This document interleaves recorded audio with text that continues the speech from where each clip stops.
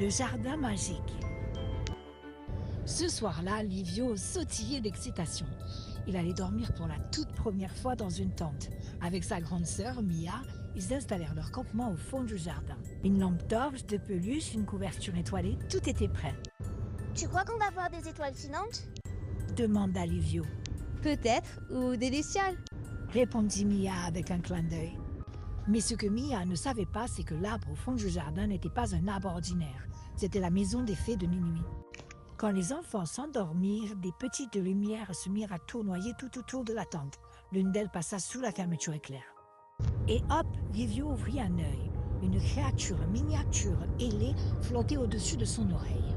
Elle tenait une baguette faite d'écorce et brillait comme une luciole dorée. Il réveilla vite Mia.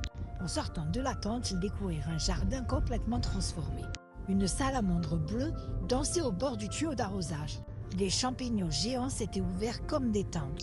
Un vieux crapaud lisait un journal en grommelant sur un caillou. Et dans la haie, une famille de lutins jouait à cache-cache. C'est un rêve? Demanda Mia. La fée sourit. Non, c'est la vraie nuit, celle que seuls les enfants curieux peuvent voir. Ils passèrent la nuit à découvrir les créatures cachées. Des escargots musiciens, une luciole chef d'orchestre, et même un hérisson magicien avec une cape faite de feuilles. Juste avant l'aube, la fée les ramena à la tente. Elle souffla une poussière dorée sur leurs yeux.